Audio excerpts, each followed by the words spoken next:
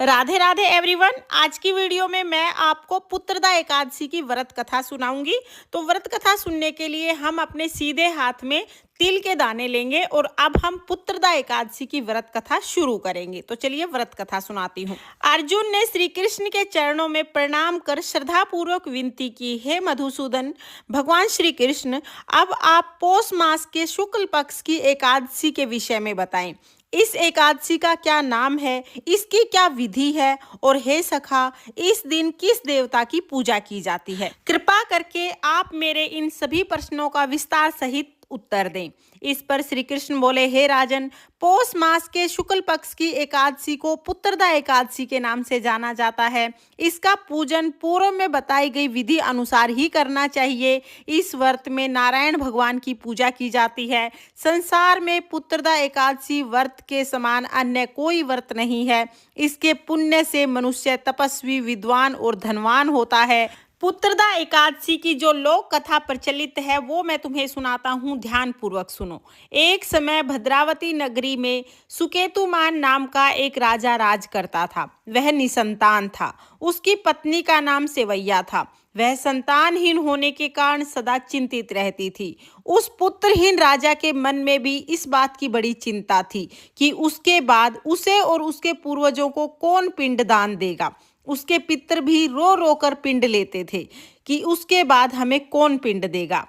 राजा सुकेतुमान को बंधु बांधव, मंत्री, मित्र, राजा, हाथी, घोड़ा आदि किसी से भी संतोष नहीं होता था। उसका एकमात्र कारण पुत्रहीन होना था। बिना पुत्र पितरों और देवताओं का ऋण नहीं उतर सकता। जिस घर में पुत्र ना हो वहां सदैव अंधेरा ही रहता है। इस तरह राजा दिन रात चिंता में घुलता रहता था। इस चिंता के कारण एक दिन वह इतना व्यथित हो गया कि उसके मन में अपना शरीर त्यागने की इच्छा उत्पन्न हो गई। परंतु वह सोचने लगा कि आत्महत्या करना महापाप है। अतः उसने इस विचार को मन से निकाल दिया। एक दिन इन्हीं विचारों में डूबा हुआ वह घोड़े पर सवार होकर वन की तरफ चल दिया। राजा घोड़े पर सवार होकर वन में गया, पशु पक्षियों को देखने लगा। उसने वन में देखा कि मृग, माग, सुअर, सिंह, बंदर, सर्प आदि भ्रमण कर रहे हैं। हाथी अपने बच्चों और हथनियों के बीच में घूम रहा है। उस वन में राजा ने देखा कि कहीं तो सियार कर्कश शब्द कर रहे हैं और कहीं मोर अपने परिवार के साथ खुशी से नाच रहे हैं। वन के दृश्यों को देखकर राजा और अधिक व्यथित हो गया। राजा सोचने लगा कि वही पुत्रहीन क्यों है। इसी सोच विचार में उसे दोपहर हो गई। अब राजा को भूख और प्यास सताने लगी। वह सोचने लगा कि मैंने अनेक यज्ञ किए हैं और ब्राह्मणों को मधुर भोजन कराया है, परंतु फिर भी मुझे ये दुख क्यों मिल रहा है? आखिर इसका क्या कारण है? अपनी समस्या किससे कहूँ? कौन मेरी व्यथा को सुनने वाला है? यही सब सोचते विचारते राजा को और ज्यादा प्यास लगने लगी। कंठ सूखने लगा और पानी की तलाश में राजा आगे बढ़ने लगा। कुछ ही आगे जाने पर उसे एक सरोवर दिखाई दिया। उस सरोवर में कमल खिले हुए थे। सारस, हंस, मगरमच्छ जल क्रीड़ा कर रहे थे। सरोवर के चारों तरफ मुनियों के आश्रम थे। उस समय राजा के दाहिने अंग फड़कने लगे। इसे शुभ शगुन मानकर राजा मन में प्रसन्न होकर घोड़े से उतरा और सरोवर के किनारे बैठे हुए मुनियों को दंडवत प्रणाम करके उनके सम्मुख बैठ गया। मुनीश्वर बोले, हे राजन, हम तुमसे अत्यंत प्रसन्न हैं। तुम्हारी जो इच्छा है सो कहो। राजा ने उनसे पूछा, हे मुनिवर, आप कौन हैं और किस लिए यहाँ पधारे हैं? मुनि बोले, राजन, आज पुत्र की इच्छा करने वालों को उत्तम संतान देने वाली पुत्रदा एकादशी है। हम लोग विश्वदेव हैं। आज से 5 दिन बाद माघ स्नान है और हम इस सरोवर पर स्नान करने के लिए आए हैं। यह जानकर राजा बोला, मुनीश्वर, मेरे भी कोई पुत्र नहीं है। यदि आप मुझ पर प्रसन्न हैं तो कृपा कर मुझे एक पुत्र का वरदान दे दीजिए। मुनि बोले, हे राजन, आज पुत्रदा एकादशी है। आप इसका व्रत करें। भगवान नारायण की कृपा से आपके घर में अवश्य ही पुत्र होगा। मुनि के वचनों को सुनकर राजा ने मुनि के कहे अनुसार पूरा दिन पुत्रदा एकादशी का व्रत किया। द्वादशी को व्रत का पारण किया और मुनियों को प्रणाम करके अपने महल को वापस चला गया। भगवान श्री विष्णु की कृपा से कुछ दिनों बाद ही रानी ने गर्भ धारण किया और 9 माह के बाद उनको एक उत्तम पुत्र रत्न की प्राप्ति हुई। वह राजकुमार बड़ा होने पर अत्यंत वीर, धनवान, यशस्वी और प्रजापालक हुआ। श्री कृष्ण भगवान बोले, हे अर्जुन, पुत्र की प्राप्ति के लिए पुत्रदा एकादशी का व्रत करना चाहिए। पुत्र प्राप्ति के लिए इससे बढ़कर दूसरा कोई व्रत नहीं है। जो मनुष्य पुत्रदा एकादशी के महात्म्य को पढ़ता, सुनता तथा विधि पूर्वक इसका व्रत करता है, उसे सर्वगुण संपन्न पुत्र रत्न की प्राप्ति होती है।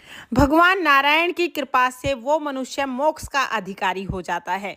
हे भगवान, जैसे आपने राजा की सुनी वैसे ही सबकी सुनना और सबको पुत्र रत्न प्रदान करना। ये थी पुत्रदा एकादशी की व्रत कथा। अब हम एक गणेश जी की कथा और सुनेंगे। तो चलिए गणेश जी की कहानी शुरू करते हैं। एक बार एक गांव में एक बुढ़िया रहती थी। वो बुढ़िया अंधी थी। अंधी बुढ़िया रोजाना गणेश जी का पूजन करती थी। गणेश जी की पूजा अर्चना में ही सारा दिन लगा देती थी। बुढ़िया की पूजा से खुश होकर एक दिन गणेश जी महाराज बुढ़िया के सामने आए और बोले, हे बूढ़ी माई, मैं तुम्हारी पूजा से बहुत प्रसन्न हूँ। तुम्हें जो मांगना है वो मांग लो। बूढ़ी माई बोली, हे गणेश जी महाराज, आप मेरी पूजा से तो प्रसन्न हैं, लेकिन मैं कुछ मांगना नहीं जानती। गणेश जी बोले, कोई बात नहीं बूढ़ी माई, तुम अपने बेटा, बहू, सगे संबंधियों से पूछ लेना, अच्छे से सोच विचार कर लेना, मैं कल फिर आऊंगा, तुम कल मांग लेना। ये कह के गणेश जी अंतर्ध्यान हो गए। बुढ़िया भागी भागी अपने बेटे के पास गई और सारी बात बताई और कहा कि बता बेटा, मैं क्या मांगू। तब उसका बेटा बोला, माँ, धन दौलत मांग ले, इतना धन दौलत मांग ले कि तेरी सातों पीढ़ी बैठी खाएंगी। बुढ़िया बोली, ठीक है बेटा।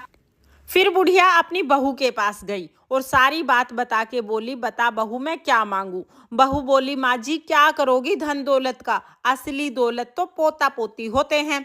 गणेश जी से अपने लिए पोता मांग लो, तुम्हारी सेवा करेगा, तुम्हारा जन्म सफल हो जाएगा। बुढ़िया बोली, बात तो तुम्हारी भी ठीक है।